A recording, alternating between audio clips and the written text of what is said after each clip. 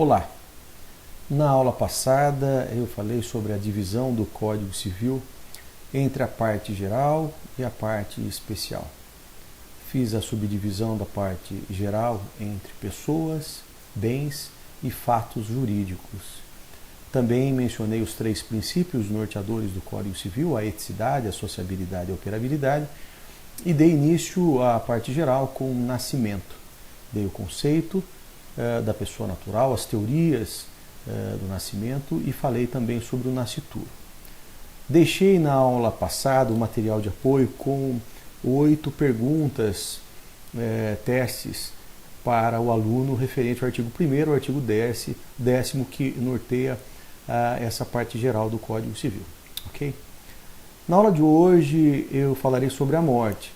Nós vamos falar sobre as espécies de morte, que é o fim, a cessação, o término da pessoa natural, as espécies de morte e depois, mais adiante, a incapacidade absoluta, relativa e emancipação.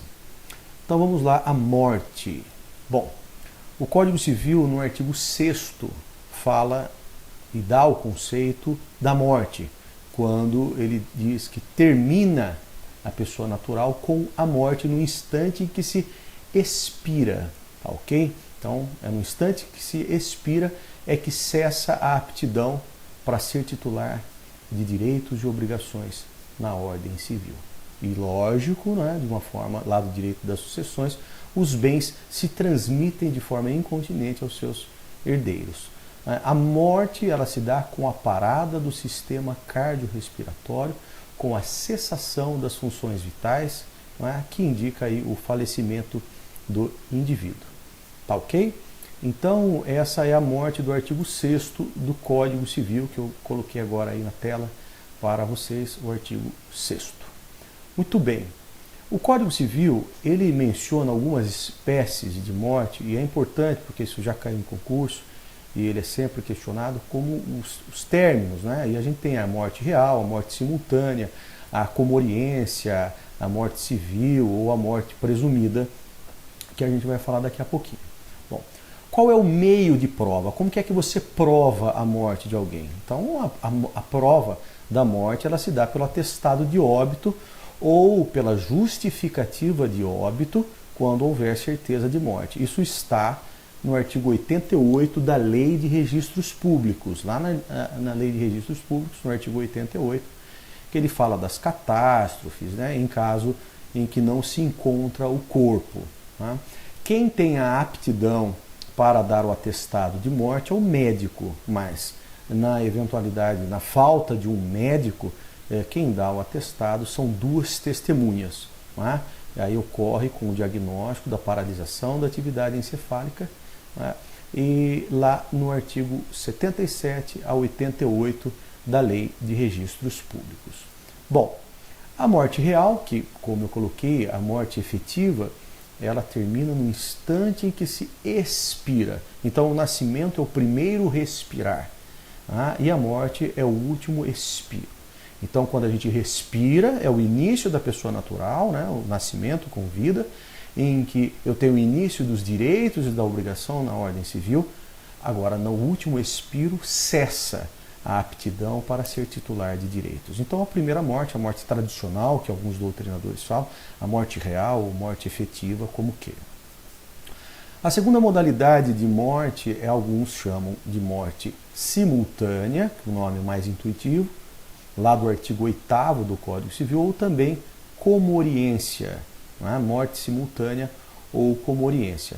Então, são pessoas que falecem na mesma ocasião, no mesmo evento, e eu não tenho condições de identificar quem morreu em primeiro lugar.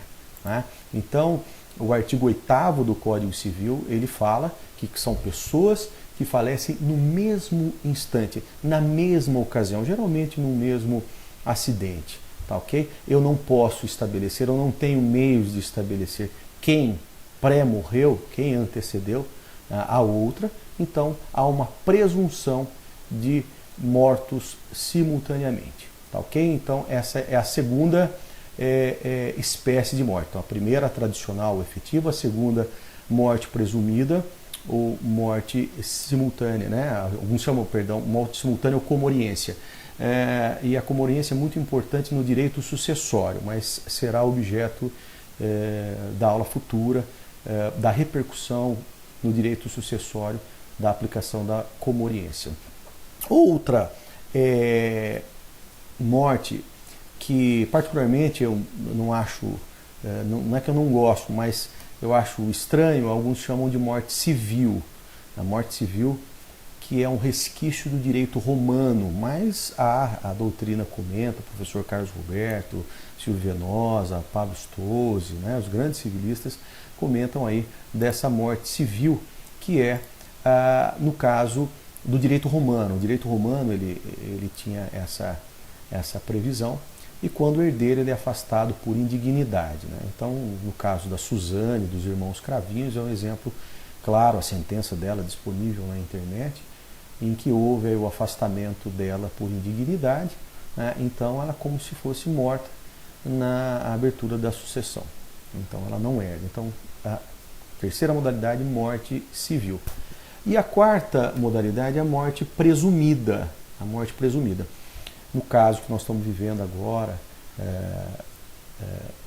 passamos, né, Brumadinho, Minas, o rompimento da barragem, é um caso, sem dúvida, dos corpos que não serão localizados, infelizmente, a declaração de morte presumida sem a decretação de ausência, né? Essa regra está no artigo 7º do Código Civil e fala quando extremamente provável a morte de quem estava em perigo de vida.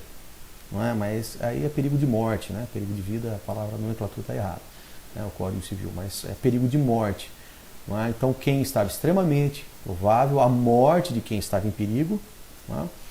E a outra hipótese, quando alguém desaparece, não é? Em campanha de guerra, ou prisioneiro de guerra, e não regressa para o Brasil até 2 anos após o fim dessa guerra. Então são 2 incisos, o artigo 7º do Código Civil, é só uma pergunta que é recorrente, né, que nós aplicamos a chamada, então, morte presumida. Tá ok? Então, morte presumida, morte civil, morte simultânea ou comoriência e a morte real ou efetiva. São as 4 modalidades de morte. Professor, e a ausência? Pois é, a ausência é tratada em um capítulo específico. O Código Civil deixa a ausência reservada do artigo 21 ao artigo 38. A ausência, há necessidade de acompanhar as 3 etapas, na abertura da sucessão provisória, depois, por último, dos 10 anos após a sucessão definitiva, que é a declaração de ausência. Também tem doutrinadores que colocam a ausência como espécie de morte, desde que alcançada até a última etapa. Tá ok? Mas a ausência também será objeto de aula específica, um encontro específico só para falar da ausência, a habilitação, os editais, o período, né, o que fazer com os bens do ausente, que também, vez ou outra, tem perguntas nesse mesmo, na mesma intenção. Bom, agora eu vou falar sobre a incapacidade, né, nosso tema aí mudando para a incapacidade. A incapacidade é algo muito importante para saber o que a pessoa tem como possibilidade, o que ela pode fazer, né?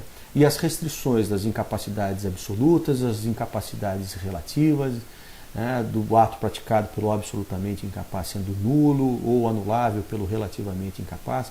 Quem são os absolutamente incapazes, quem são os relativamente incapazes? Esse é o tema agora do nosso próximo bloco. Bom, toda pessoa, todo ser humano, desde o nascimento até a sua morte, ele tem capacidade. Ok? Isso eu já falei na primeira aula. Ele tem capacidade para ser titular do quê? De direitos e obrigações na ordem civil. Tá ok? A lei, muitas vezes, em razão da idade, falta de desenvolvimento intelectual, mental, por um problema de saúde, não é? Determinadas pessoas, a lei, com a intenção de protegê-las, o que ela faz? Ela limita, não é? Ou certo exercício dos seus direitos. Tá? Então, a capacidade é a regra. Tá? Então, sempre a capacidade é a regra. A incapacidade da pessoa natural é a exceção. Então, eu vou falar agora da exceção, que são as causas de incapacidade. Tá ok? Bom, a incapacidade, então, é o reconhecimento que uma pessoa tem pela falta dos requisitos que a lei entende como indispensável ao seu exercício. Tem várias teorias da incapacidade. A incapacidade por falta de maturidade necessária para o julgamento do interesse, a incapacidade do antigo código que chamava a palavra, né, o amental, pela falta de discernimento de atos da vida que lhe convém, né, a incapacidade, a teoria de incapacidade do silvícola, dos pródigos, não é? E nós sabemos que o que supre a incapacidade, o suprimento da incapacidade, é a representação para os relativamente incapazes e a assistência para os relativamente incapazes. Desculpa, perdão. Refazendo a frase 10 minutos e 51. O que supre a incapacidade é a representação para os absolutamente incapazes e a assistência para os relativamente incapazes. Esse é o suprimento da incapacidade. Bom, os absolutamente incapazes, nós temos aí que observar uma grande novidade no Código Civil, que é a Lei 13.146 de 2015. Não é? Então, os absolutamente incapazes, a lei trata lá no artigo 3º. Não é? E hoje, no artigo 3º, ele deixou apenas e tão somente os absolutamente incapazes como sendo os menores de 16 anos. Não é? Hoje nós temos o Estatuto do Deficiente, que é a Lei 13.146 de 2015, que provocou uma grande revolução no artigo 3º do Código Civil. Então, os absolutamente incapazes não podem praticar quaisquer atos na vida civil. Então, o negócio praticado por um absolutamente incapaz, a lei despreza a vontade inteirinha e nós chamamos que a vontade é como se não existisse. Logo, o Código Civil, no artigo 166, fala que o ato é nulo, não gera nenhum efeito. É como se não existisse o ato praticado por um absolutamente incapaz. O Código Civil, numa porção de dispositivos, coloca, sem dúvida, alguns benefícios, né, em favor do incapaz. Depois a gente vai olhar em momento oportuno. E notem que no direito comparado, cada país trata de uma forma. Não é? No direito internacional, você olha a França, que ela não tem essa distinção entre absolutamente ou relativamente incapaz. Não é? Na Argentina, ele fala que o absolutamente incapaz é abaixo de 14 anos. Na Itália, né, é acima de 18 anos, bem próximo mais aqui ao Brasil. E no direito alemão, 7 anos de idade. Então, cada país trata esse assunto de uma certa forma. Tá ok? Eu vou colocar aqui para vocês um pouquinho aí sobre a incapacidade, esse material também que já está disponível no apoio ao aluno. Tá ok? Então, a incapacidade é a exceção, a capacidade é a regra. Muito bem. Eu coloquei também os casos dos absolutamente incapazes, tudo já falei aqui no próximo slide, no próximo método, que o ato praticado pelo absolutamente incapaz é nulo. O fundamento é o artigo 166 do Código Civil. O artigo 166 fala aí da incapacidade. Bom, e os casos dos absolutamente incapazes também, que já falei, é o artigo 3º. Só estou apenas replicando a redação do artigo 3º do Código Civil, a Lei 10.406 de 2002. Tá bom? Tome um pouquinho de cuidado com a nova regra aí do Estatuto do Deficiente. Essa é uma perguntinha que quando mudou na OAB, por exemplo, caiu uma porção, várias. Então vamos lá aos relativamente incapazes. Quem são os relativamente incapazes? Quais as hipóteses do relativamente incapaz? E como dito aí pela doutrina, pela sábia doutrina, os relativamente incapazes eles estão no meio termo. Eles estão entre os capazes, a capacidade ela é adquirida aos 18 anos de idade, né? Antes, no Código Civil de 16, a maioridade se dava no direito civil, maioridade civil, não confunda a maioridade civil com a maioridade eleitoral, com a maioridade penal, com a maioridade civil acontece aos 18 anos de idade. Tá? Tem outras possibilidades, sem dúvida a emancipação que é foco específico, mas o relativamente incapaz, voltando, é aquele no que diz respeito à idade entre de 16 a 18 anos de idade. Então esse é o relativamente incapaz. que eles estão aí no meio termo, né, que a legislação fala, no meio do caminho integral à aptidão, né, o perfeito desenvolvimento intelectual e não. Tudo bem? O artigo 4º do Código Civil é que trata dos relativamente incapazes, os casos de relativamente incapazes. A primeira hipótese, os menores de 18, maiores de 16.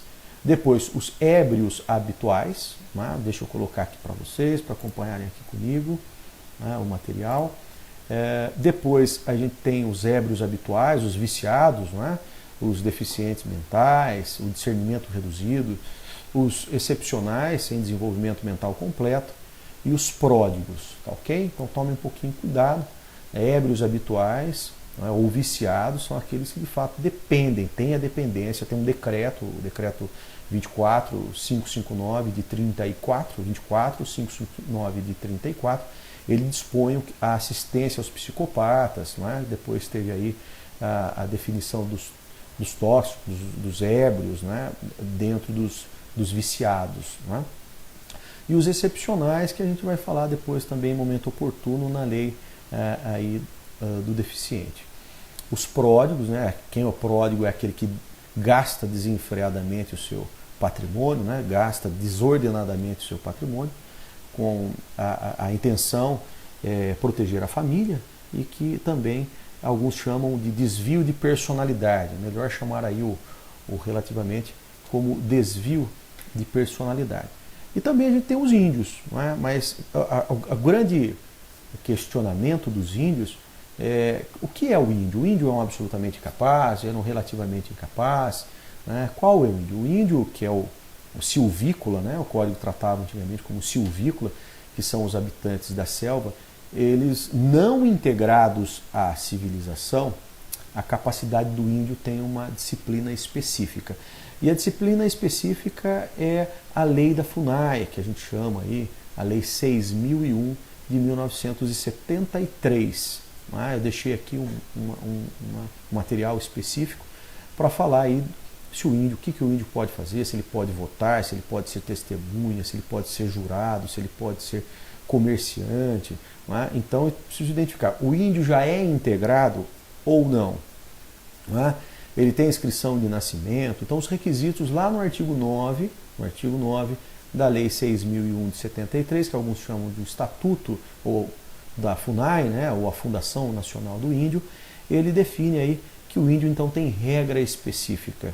Muito embora o índio está no artigo 4º, mas o índio tem regra específica. Então o índio, ele é absolutamente incapaz, ele é relativamente incapaz, ele é capaz pleno, depende se ele tem os conhecimentos, se ele foi alfabetizado, se ele tem aí o conhecimento da sociedade, dos costumes e etc. Tá ok? É isso aí, por enquanto é isso aí.